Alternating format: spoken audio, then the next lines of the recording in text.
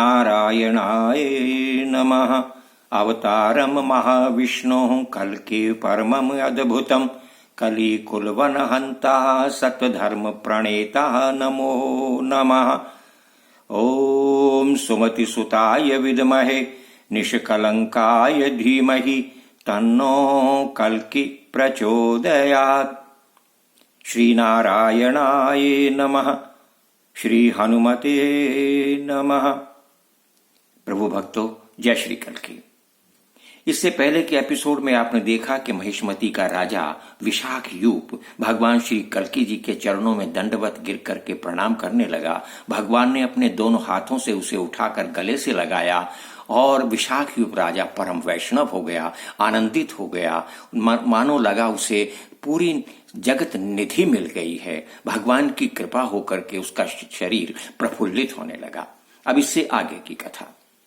सूत जी कहने लगे, हे मुनियों, विशाखयूप राजा जब भगवान श्री नारायण जी के चरणों में गिर पड़ा और भगवान ने उसे उठाया तो हाथ जोड़ करके विनती करके खड़ा हो गया। हे नाथ, मुझ पर कृपा कीजिए, मुझ पर कृपा कीजिए।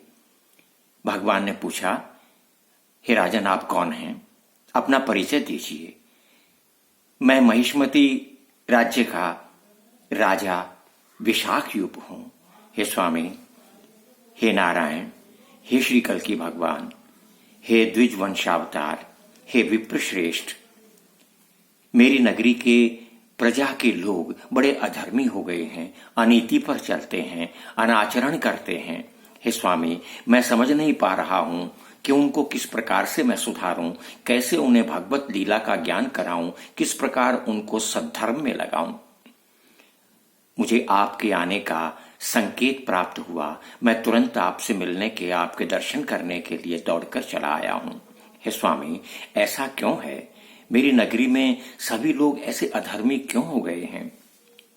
भगवान कहने लगे, ममांशान कले विभ्रष्टानीति मज्ज जन्म संगतान राजसूय अश्वमेधाभ्याम माम यजस्व समाहितः।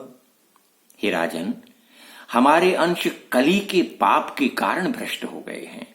जो तुम्हारी प्रजा है वो वास्तव में हमारे प्रिय शिष्य हैं, प्रिय अंश हैं। हमारे जन्म लेने पर वो अब तुरंत धर्म मार्ग पर वापस आ जाएंगे। आप निश्चिंत रहिए।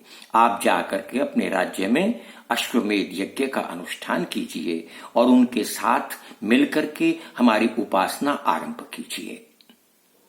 मैं चंद्रवंश में उत्पन्न देवापिराज और सूर्यवंश में जन्म ग्रहण करने वाले मरुराज, उन दोनों राजाओं को स्थापित करके सतयुग को परिवर्तित करके मैं सदगति ग्रहण करूंगा। ये वचन सुनकर राजा विशाखयूप ने तो भगवान श्री कल्कि जी के चरण पकड़ लिए। हे नाथ, आप ऐसा मत कहिए, ऐसा न कहिए। अभी तो हमें प्रकाश प्राप्त भी नहीं हुआ है। हे स्वामी, हे नारायण, ये वैष्णव धर्म समझाइए हमें, हम क्या करें?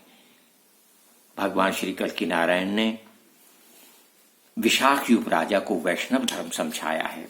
वैष्णव धर्म में सबसे पहले उन्होंने ब्राह्मणों की प्यारी धर्म कथा कही है। धर्म कथा के पश्चात उन्होंने यज्ञोपवीत संस्कार का वर्णन किया है।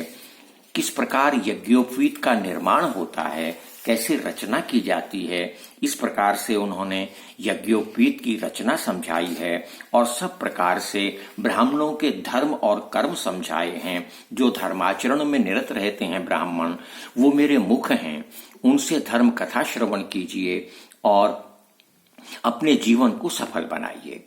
इस प्रकार भगवान श्री कल्कि नारायण ने विशाखयूप राजा को ब्राह्मण धर्म और यज्ञोपवीत आदि की रचनाओं का प्रसंग सुनाया है।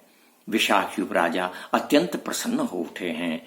उसी समय शुक दक्षिण दिशा की ओर अपना भ्रमण करने के लिए दौड़ पड़े हैं।